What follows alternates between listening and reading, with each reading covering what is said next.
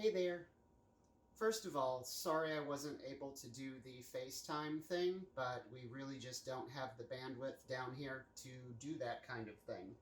But I'm gonna record this and show you on Facebook how I make this dish. It's gonna be great for Thanksgiving. I'm actually going to make a vegetarian version of this, except for the butter. We have to have butter for the browning process. But instead of using the pancetta or the thin bacon, I am going to use these beautiful turnip greens. I've greased the pan liberally and placed already steamed turnip greens into the pan. I have beautiful golden potatoes. I have beautiful turnips that came all the way from Greg Fleming's great farm, and I appreciate that. He actually supplied the greens as well. We're going to be using salt, thyme, cayenne pepper, and a little bit of paprika for color. You're going to have to determine your own taste on this. You don't have to use the cayenne, but everything we make here is spicy, so I'm definitely using the cayenne.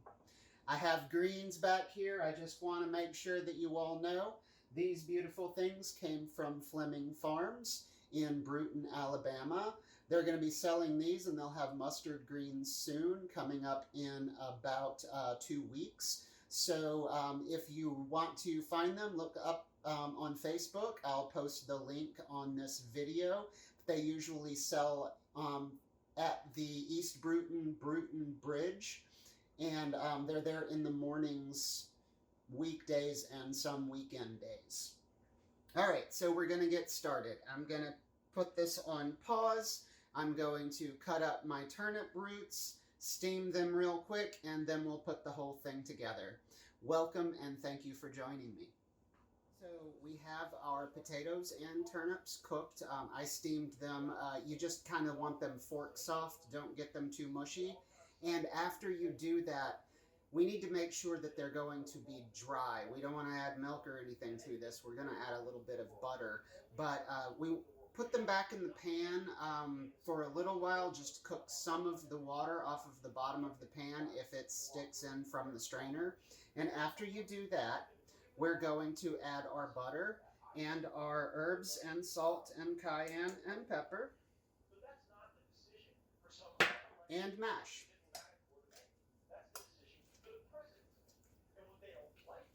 Now, I like my food to still look like it looked originally, so I'm going to do a coarse mash. Of course, if you want to do a looser mash, that is fine as well. But like I said, I like my food to still kind of look like what it originally was. That's also why I leave peels on things, too. You know, that and the fact that the nutritional value is largely in the peel on root vegetables. Of course, you want to get all the dirt off. But keeping the peel on potatoes is definitely a must in my book. Okay. So we have this all prepared, and it seems like this is too easy, and really it probably is too easy. Too easy being like, you know, you don't want your guests to know that it didn't take very long. Because at the end of the day, once this comes out of the oven, it's going to look absolutely beautiful, and it's going to look like you spent some time on it. So keep the lie to yourself. It's a good lie. Sometimes there are good lies. All right, I'm going to get a spoon to get this out with.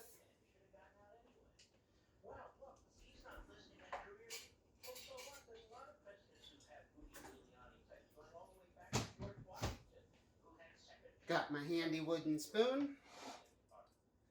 And we're simply going to put this on top of our already steamed greens. In the case of using pancetta or bacon, you're going to probably have to be a little bit more ginger with it to make sure that you don't upset the visual nature of the starfish pattern you set with your pancetta.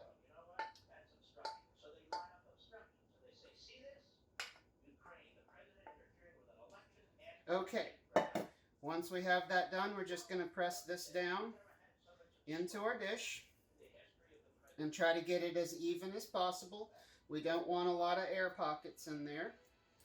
It's okay if the vegetables or your bacon stick out at the top a little bit. They're going to get kind of crispy and you might have to cut them off at the end. Well, in the case of bacon or pancetta, you definitely don't want to do that because that's going to be the good part. But it will look absolutely gorgeous regardless.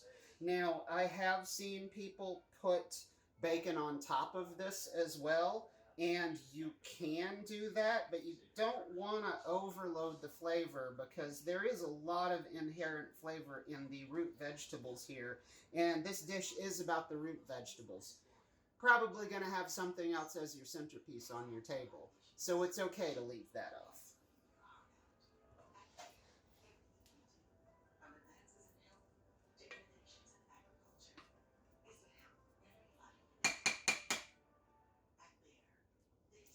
It's already delicious. I had to pause it for a minute because I forgot my butter. You don't want to have soft butter for this. It needs to be right from the fridge. And all we're going to do is put a few more tabs of butter directly on top, and that's going to help us with our browning and to crisp up the top a little bit. And now what we're going to do is put it in the oven. 400-degree oven. We're going to wait about 40 minutes, 45 minutes, and then it'll be ready. All right, let's go.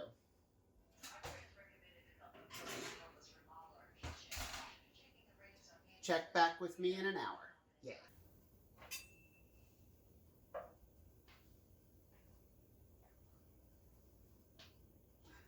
I wish you could smell how good this smells. It's amazing.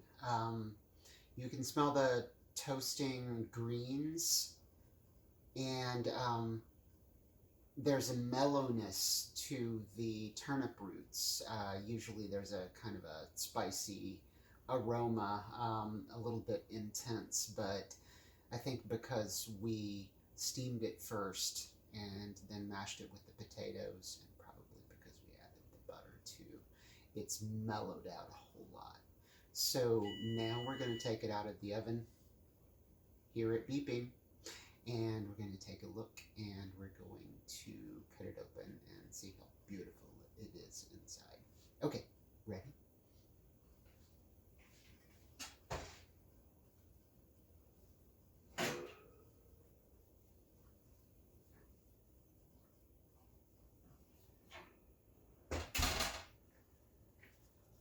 I'm going to flip this out on a plate so we can take a good look.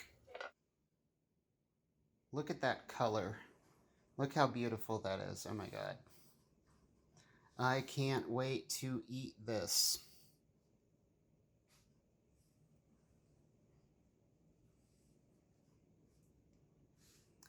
Let's cut it open and find out how pretty it actually is.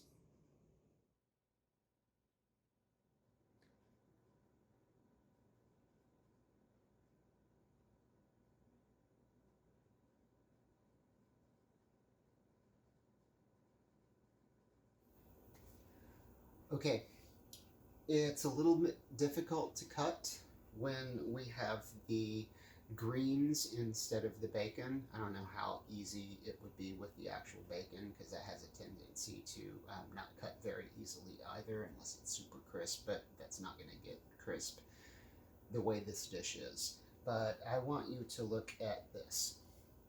The color is absolutely beautiful. The caramelization is absolutely gorgeous. And again, if you could smell how wonderful this smells right now, it's amazing.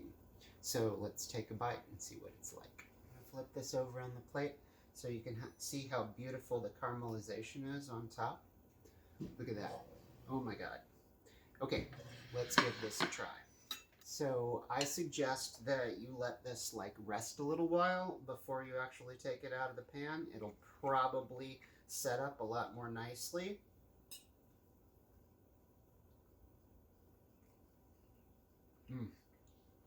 It's so good. You know, we didn't add any kind of sweetener to it, but I think some of the sugars from the turnip actually came out. So it's got this hint of sweetness to it that's really kind of incredible. But it's got that peppery flavor that turnips usually have.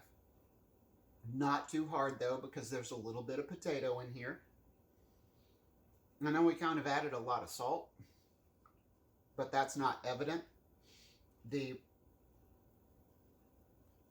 hardness of the green flavor, it's a little bit burnt, but it's perfect. It's almost like a caramelization. Totally takes over all of the added salt. There's no spiciness to this. So I think we added the perfect amount of cayenne in it. You can definitely taste it in there, but there's no bite. There's nothing on the lips or anything. It's really good. This is a perfect Thanksgiving side dish. I couldn't recommend it more. You could actually make a meal out of this. I mean, this could literally be the only thing on your table.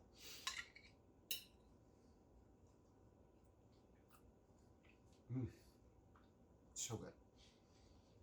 Thank you for joining me. We'll try to do this more often. Thank you, Patty, for giving me the idea. This is totally cringe for me. I'm not used to doing this kind of thing. I'm not used to being public in this way. Videos are terrifying. But thank you for giving me the idea, for encouraging me to do it. Really appreciate that. Thank you for Fleming Farms for providing pretty much everything that's here. And I'll see y'all next time. Love you. Bye-bye.